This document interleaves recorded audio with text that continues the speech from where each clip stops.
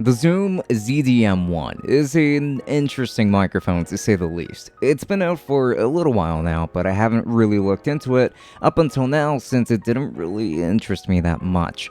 But that actually changed when I saw that many of you were interested in a review for it, and let's just say that I am very glad that I found out about this microphone, but not for the reasons you might expect. Let's go ahead and dive right in.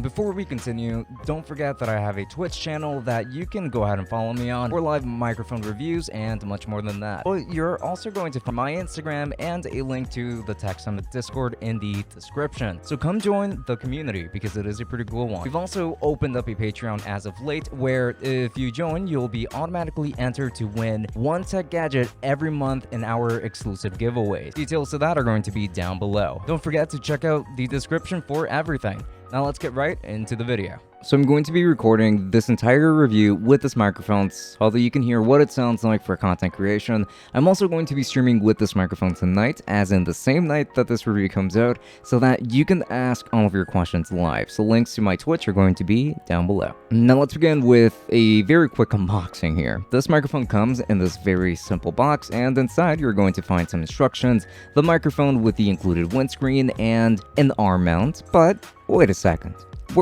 Where is that mandatory adapter? Ah, there it was, hidden underneath all of that foam. But yes, it does actually come with it. The exterior design consists of metal, but I was actually a little bit puzzled at first because it doesn't feel super sturdy. This is a rather lightweight microphone, and it is pretty small as well. I would not consider this to be a very good build, but it should be fine since it is still metal.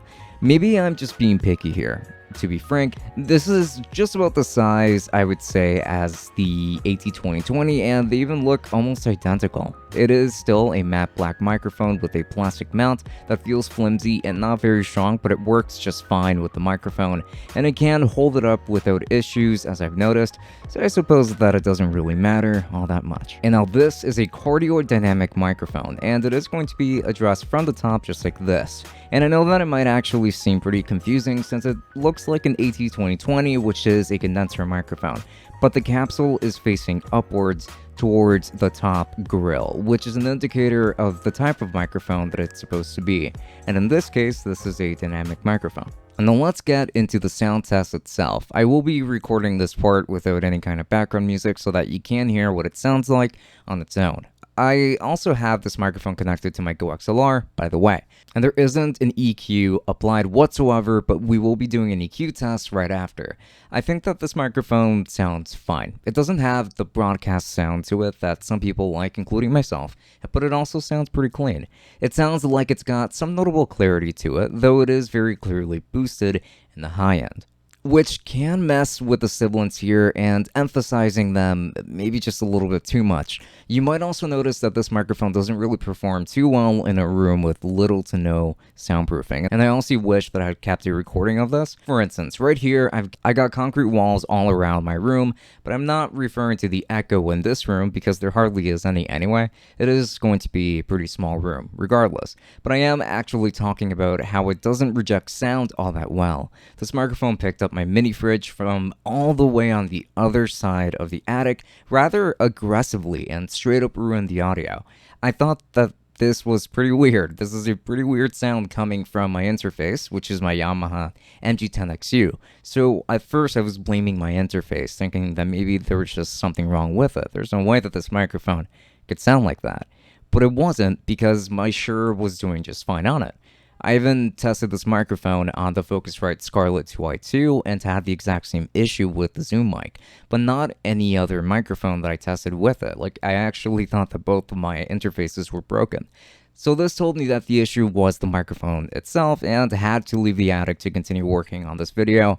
I simply could not do it up there. That's actually why I am recording this in my room instead, and the first time that I have ever had to do this because of a lack of sound quality. I mean, even my PC fans, which aren't loud but are so audible, this thing picks it up, and when it comes to sound rejection, I'm really not a fan. My PC is like behind this microphone and under my desk, and I can still hear it through the monitoring here. This is seriously the worst performing dynamic microphone I have ever tested in this regard.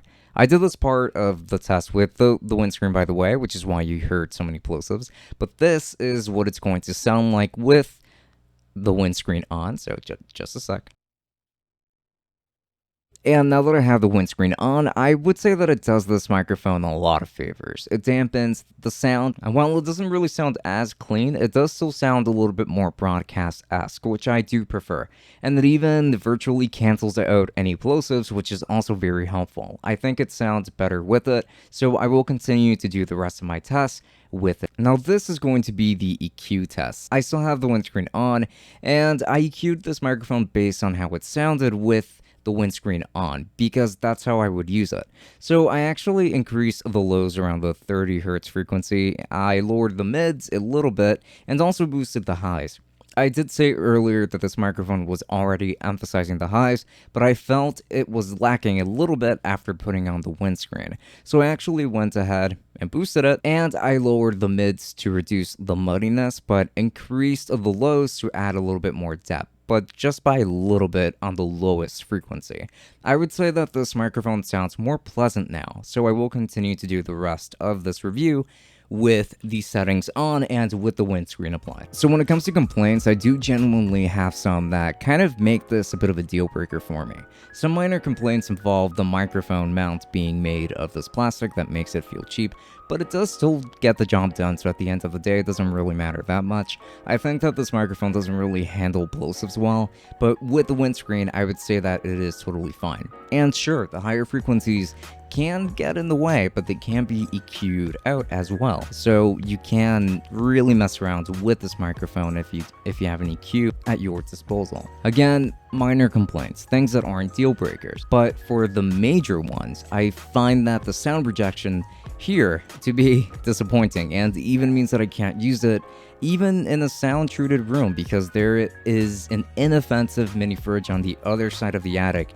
I can barely hear it myself at all, but when I monitor the audio for this microphone, I can hear it very loudly. It's honestly ridiculous. I absolutely hated that. Again, that's why I'm recording down here. I've never had to do that for any condenser or dynamic microphone in the past. I'm also not a fan of the build, and for that matter, the design doesn't really make much sense because it's got an exposed capsule with little protection from both sides, as you know, because it is identical to an Audio-Technica AT2020, but that's a condenser microphone. The capsule would usually be on this side, not on top. So in this case, it doesn't really make a lot of sense for it to have all of that open space around there. It's odd, and I would venture to think that that's what makes it more sensitive to noise, but that's just a guess on my end. And because of my less than acceptable experience with this microphone, I have a tough time recommending this to people who don't already have a sound-treated room, and I really mean well sound-treated. I find the sound rejection on this to be subpar to other offerings around this price, and I've dealt with plenty of condenser microphones that handle background noise and that take care of sound rejection much better than this dynamic microphone does. And that's supposed to be the entire point of a dynamic microphone. It's supposed to be better at sound rejection. But if you do have a quiet room with little sound that can disrupt this microphone, then I can actually recommend this, because you've got some room for customization with it, and you can get some nice sound out of it as long as you have a quiet enough room. Let's be honest, I already know that most people have some kind of background noise, whether it's a heater during the winter, for instance, an AC during the summer, right around now, computer fans, a phone vibrating on your desk or somewhere near you, and much more that can get in the way. This microphone will pick it up, and it will probably pick it up rather aggressively. So I'm not very happy with this microphone, and I don't think most people will be if they have similar circumstances to my own. But if you're still interested in purchasing this microphone, then I'll be making sure to leave affiliate links down to Amazon in the description. And again, just keep everything that I mentioned into consideration here. Just so you know, I'm also going to be leaving links to ABUNDA in case you would like to finance this microphone instead. This microphone is only $80, but either way, if you want to take your payments maybe just a little bit more slowly, then it is a great way of doing it, so links to that down below.